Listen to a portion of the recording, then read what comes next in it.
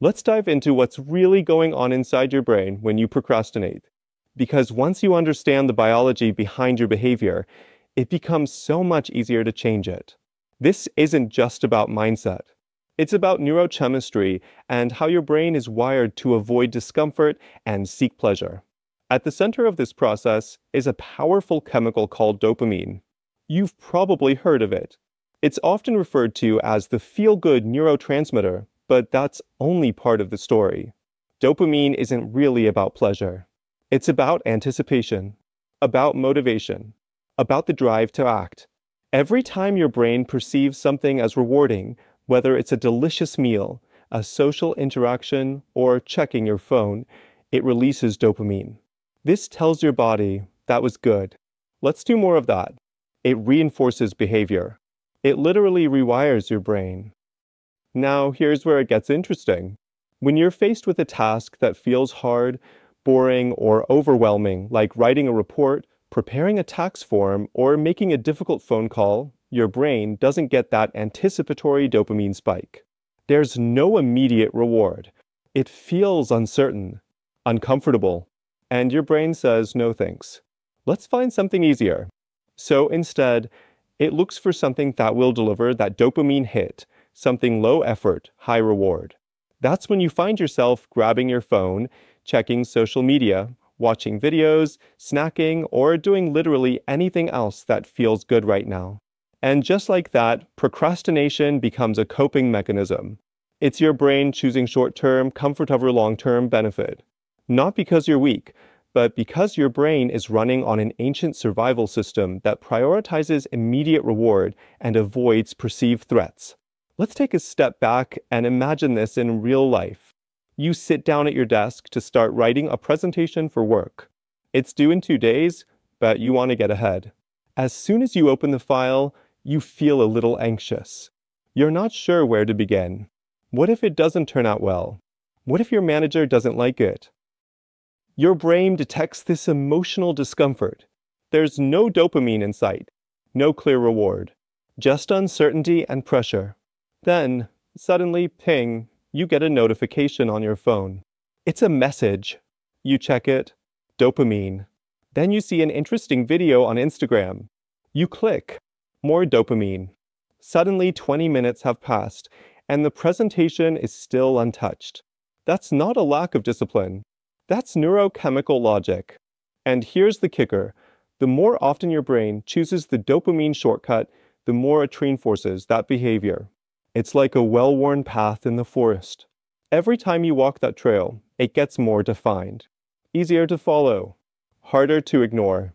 That's how procrastination becomes a habit. Not because you're lazy, but because your brain has learned, over time, that avoidance feels better in the moment. But now that you see the pattern, you can change it. And here's how. The key is to train your brain to associate action, even small, imperfect action, with reward. You want to create dopamine on demand, not by checking your phone, but by celebrating progress. This is where tiny habits come in. When you break down a big task into something so small it feels ridiculously doable, like opening the document or writing just one sentence, you lower the emotional resistance. You lower the threat level. And when you reward yourself for taking that tiny step, your brain gets a little dopamine hit. It says, hey, that wasn't so bad. And that encourages you to take the next step. And the next. Let me share a quick personal example. When I started creating online courses, I used to get overwhelmed just thinking about recording a lesson. I'd open my script, then immediately close it. Too much pressure. Too many unknowns. But when I shifted my approach and said, today, I'm just going to write the title of the lesson and speak the first 2 lines, everything changed. That tiny win felt good. It gave me momentum. It rewired the loop. And over time, the dopamine began to show up for the action, not the avoidance. There's also something called a dopamine feedback loop, and it works like this. The more often you repeat a rewarding action, the stronger the neural pathway becomes. That's why bad habits feel automatic. But here's the exciting part. Good habits can become automatic too, All it takes is repetition, consistency, and this is important, positive emotional reinforcement. If you reward yourself emotionally for making progress, even if it's tiny, you start to enjoy the act of doing. That can be as simple as saying, yes, I did it, or checking a box, or listening to a favorite song after a focused work session. These micro rewards may sound silly, but your brain doesn't care. It just wants the chemical hit. Now, let's talk about another important piece of the puzzle, the brain's pain versus pleasure equation. Your brain is constantly asking, what will this cost me? And what will I gain? If the pain seems bigger than the pleasure, it will avoid. If the pleasure is higher, or if the pain of not doing something increases, it will take action. That's why deadlines can suddenly make us hyperproductive. The pain of doing the task hasn't changed, but the pain of not doing it, like missing a deadline or getting in trouble, has just spiked. But relying on fear-based urgency isn't sustainable. It burns you out. It creates anxiety. What we want is to shift the balance more gently and intentionally by making the task feel lighter and the reward feel closer. This can be done in 3 simple ways. First, by reducing perceived pain. That means simplifying the task, removing pressure, and avoiding perfectionism. You're not trying to win an award, you're just trying to start. Second, by increasing perceived pleasure. That means creating a feel-good environment. Put on music, light a candle, use your favorite notebook. Make the process itself more enjoyable. And third, by moving the reward closer. Don't wait until the whole project is finished to feel good. Celebrate every step, every 10 minutes of focus, every action, no matter how small. The more you do this, the more you start to feel in control.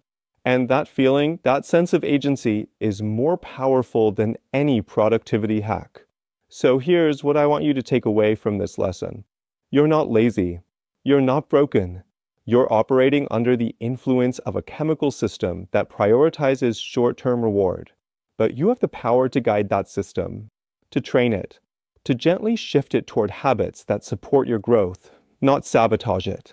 And it starts with awareness. You've just learned why your brain does what it does, and that alone gives you power. Because once you understand the mechanism, you can work with it instead of fighting it. In the next video, we'll go deeper into why smart, driven people often procrastinate more than others, and how to use your intelligence to your advantage, rather than letting it trip you up. But for now, I want to leave you with a challenge. Pick one task you've been avoiding, and tomorrow, don't commit to finishing it. Just commit to starting the very first step. Open the file, write the title, sketch the outline. That's all. Then immediately give yourself a small reward. A smile, a check mark, a short walk, a song you love. You're not chasing perfection. You're building momentum. You've got this. Let's keep going.